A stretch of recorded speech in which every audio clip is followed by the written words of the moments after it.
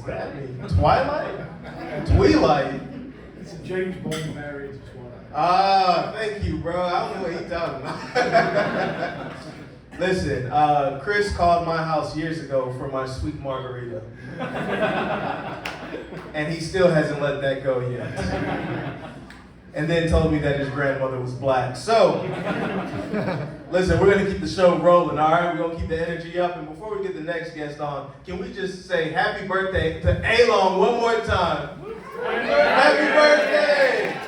The next person coming up is very funny. He comes all the way from stateside, but he's been doing comedy in Korea as well. Everyone give a nice, loud, warm welcome for Steve Gallus.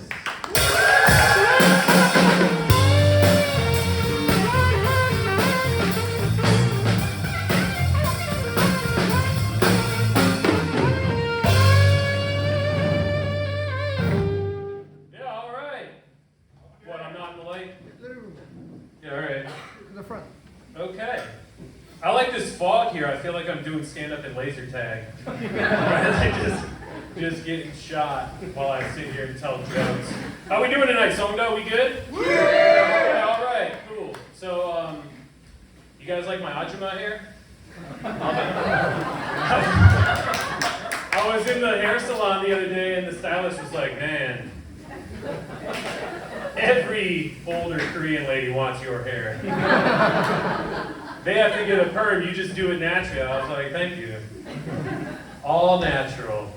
So this winter, I went skiing. Yeah, it was very impressive. So actually, when I was skiing, I did probably the coolest thing that I've ever done. I was coming down the hill, and there was a guy in front of me who was wearing a baseball cap. And his cap flew off. And he was like trying to like come back up the hill to get it and stuff. So I saw, and as I was going past, I just stuck his hat with my ski pole, and I picked it up, and then I just handed it to him as I passed him. I was very impressed with myself. I was so impressed with myself that I just immediately told everyone about it. Like anyone who would listen. I went home that night, and my wife was having friends over. And I got in the living room, they're all just, there, hanging out. So I just like walk in, and I pour myself a Jack and Pepsi. That's what I had. You just make do, right? Yeah. So I pour myself a Jack and Pepsi, and I just sit down, and instantly I'm just like, hey everyone, guess what I did? And they were like, wow, that's so impressive. And I was like, I know. I'm fucking cool. But skiing really is that's like the most active thing that I'll do. I'm not really that active. I actually read a lot. I feel like I probably give that vibe anyway. I live in Seoul. I go to the library in Seoul. They actually have a very good English collection there. One time, I found a book that I really want to tell you guys about. It was called The Ultimate Book of Jokes. The Essential Guide to Over 1,500 Jokes. It was the shittiest book that I've ever found. It was terrible. There was a whole chapter on blonde jokes. Like it's 1994. Right? Like nobody tells those anymore. But I'll tell you probably my favorite joke from the book. It was from the first chapter, which was called Blind, Lame, and Dumb. So you know where it's going. Alright, so I'm going to tell you this joke. Are you ready? Okay. Two brothers were opening presents on Christmas morning. The younger brother opened a dozen presents, while the older brother only opened one. Feeling superior, the younger brother taunted the older brother. Ha ha, I got 12 presents, and you only got one. The older brother replied, ha ha, you have a brain tumor.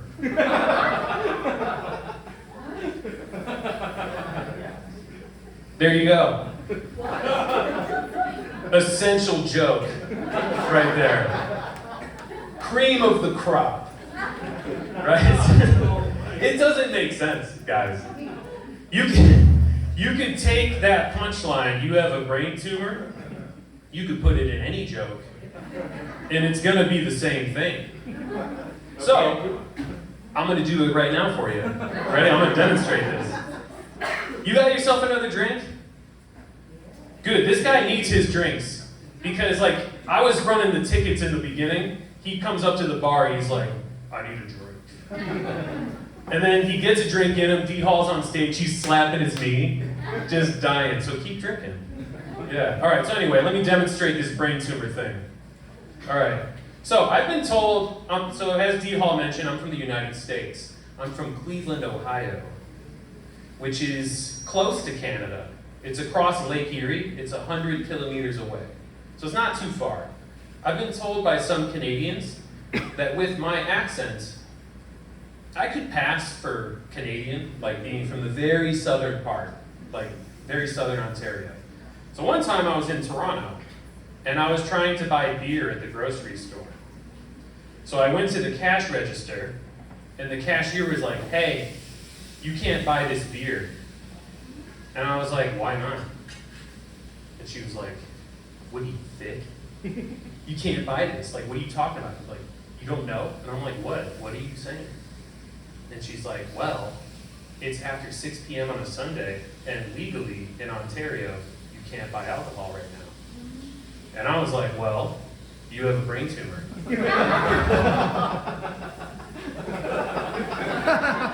Right? Like, it doesn't make any sense.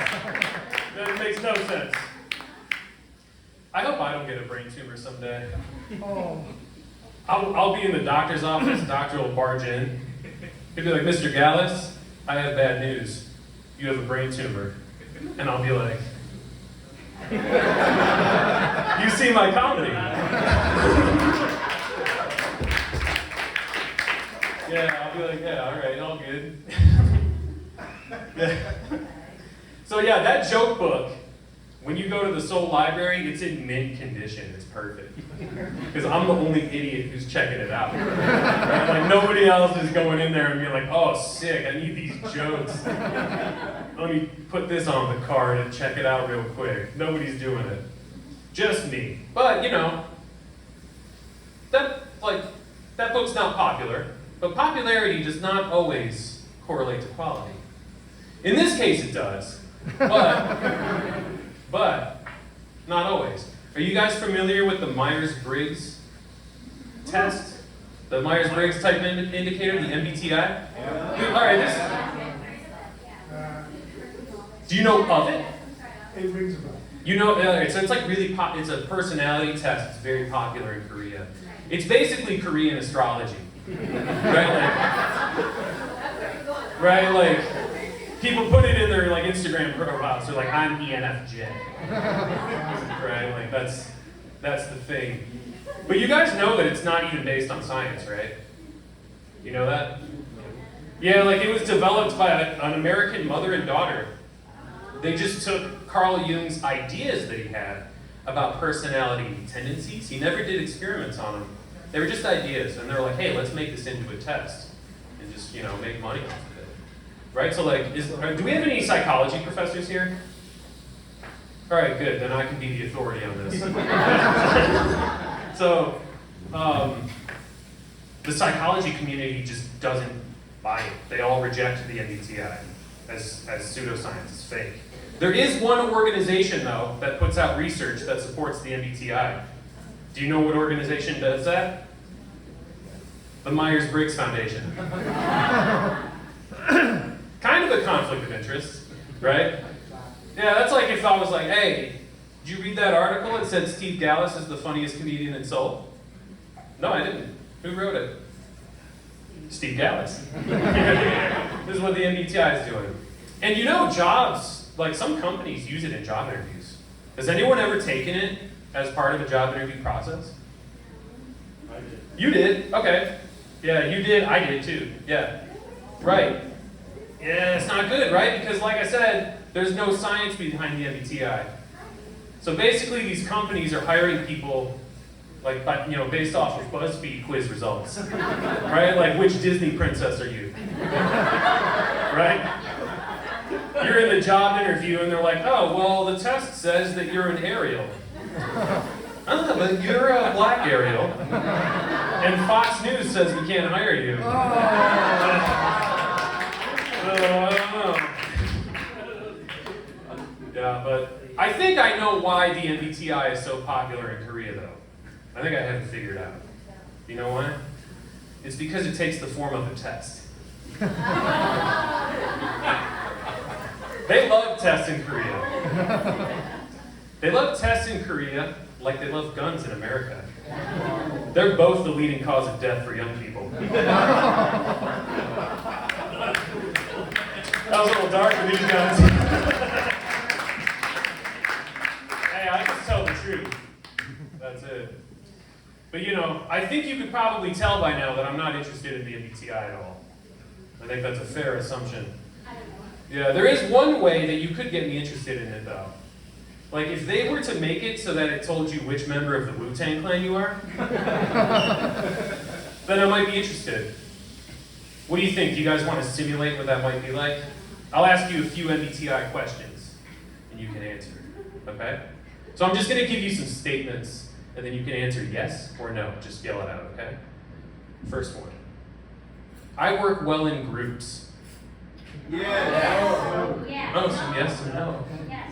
Maybe. Calibrating. It's yes or no. Well, you're not hired. Better luck next round of applications. All right, question 2. I get along with children. Yes. Okay, all right. All right. Third statement. The Wu-Tang Clan is something to fuck with. The correct answer is no. You go into the job interview after you take this test, right? You sit down. They're like, oh, well, the test says that you're a method man. When can you start? Yeah. How much time do I got, Chris? 3 minutes. What? Shit, all right. Hey, you guys want to hear something? Yeah. I'm a celebrity. He knows. There's a TV show in Korea called Surprise. Do you guys know what Surprise is? Yes. Sunday morning. Yeah. It's been on Sunday mornings in Korea for the past 20 years. Everyone in Korea knows what Surprise is. Surprise is awesome. You know why Surprise is awesome? Because it's a historical reenactment show. They show you all these mysterious things, like, Yes. and they have reenactments Right. that are really poorly acted out by Russian actors. Like everyone's Russian, basically. So like one time they did a story about Mark Twain. Mark Twain apparently was also an inventor. According to the show, he invented the bra hook. So they show the reenactment. He's in his office, like, just agonizing. His wife walks in and she's like, "You need to stop inventing. You never write anymore." That's Surprise. Surprise is dope. I got on Surprise. Yeah, so let me ask you, if you could play any historical figure on a shitty reenactment show in Korea, who would you play? Anyone? You, man, who would you play? Birthday girl. Really? You seem like you have the answer. Yeah. Who would you play? Nikola Tesla. Oh, Nikola Tesla. Okay, gender bending. I like it. Good. Okay. You know who I played? I played Hitler. That was the peak of my career. So I think I'll probably just leave it with that. You know, I'll just be like, "Hey guys, I was Hitler. Have a good night." All right. So I don't know what music you got for that, but you know, cue it up. Let's bring up D-All.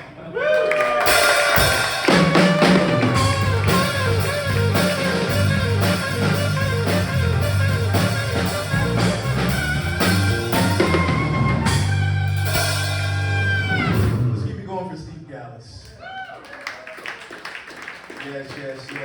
Absolutely hilarious. You still having fun tonight, Songdo? Yeah. All right, great. So what we're going to do next, we're going to do a 10-minute break. All right, that means you go use the bathroom, buy a bunch of drinks. Okay, we're trying to make sure Sebastian leaves tonight with more than $100. All All right, buy a bunch of drinks, use the bathroom, do whatever you got to do. Then we're going to come back and then we're going to close out the show. And you have a special headliner tonight. All right, so we'll see you in 10 minutes.